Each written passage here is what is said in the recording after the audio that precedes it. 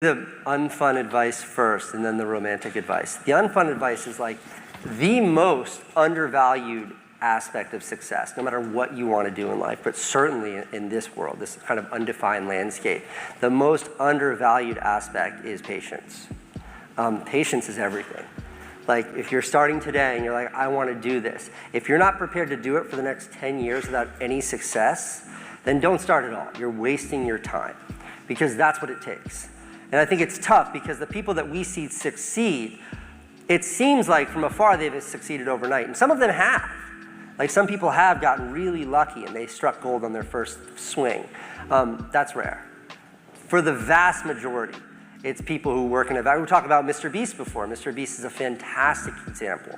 I mean, that guy talked into like his old compact PC with like a 480 line resolution webcam because that's all he had for like 7 years, making videos that were terrible before he figured out how to do his thing that worked, which is counting to 1,000 on camera or something nonsensical like that. But it worked for him. He did it. He figured it out. So the unsexy advice is that just put your head down and keep going. Don't quit your day job. Don't YOLO this, because it's not going to work. You will fail.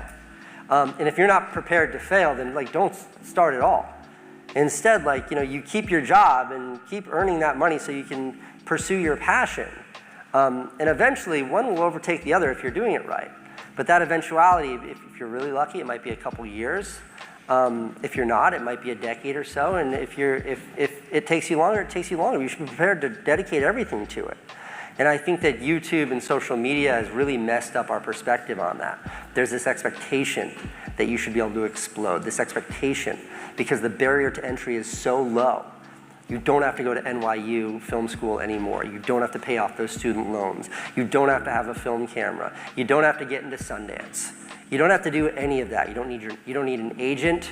Sorry, WME, I know you're here somewhere, but you don't need an agent. You don't need any of that. All of that infrastructure that was once needed, that once predicated success, any success at all, you don't need any of that.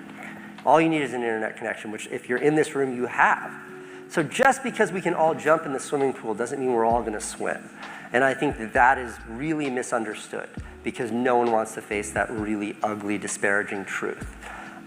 It's not fair, it's not easy, it's brutal, and it's a slog. And if you're willing to confront that, then you know you can find success. There will be success there. That's the unfun part. I think the more romantic part, the thing that I love to talk about more, is just finding your voice. And that sounds like such a platitude or something you might read on a calendar with like a little kitten hanging off of a branch. But the truth is, it's like, if you're looking to others being like, that's what I want to do, you're not going to do it as good as them. You're just going to be another copycat. I think that's why that Mr. Beastification of YouTube bothers me so much. What Jimmy does is exceptional. But he's the guy with the flute walking through town like this. And behind him are 10,000 rats copying him. And they might get views, but none of them stand out. None of them matter. They're just copycats. They're copycats following the innovator.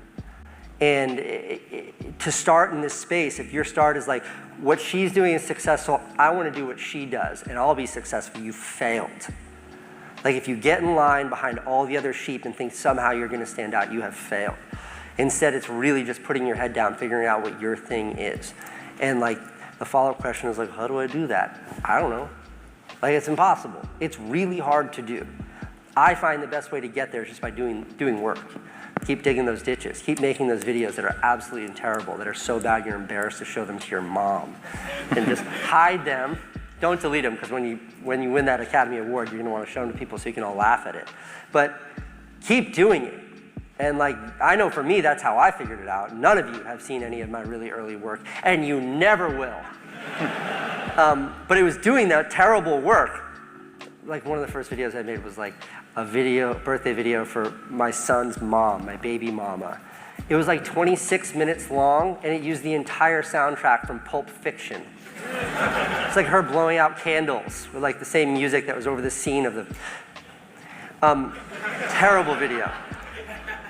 But like that's how you find it.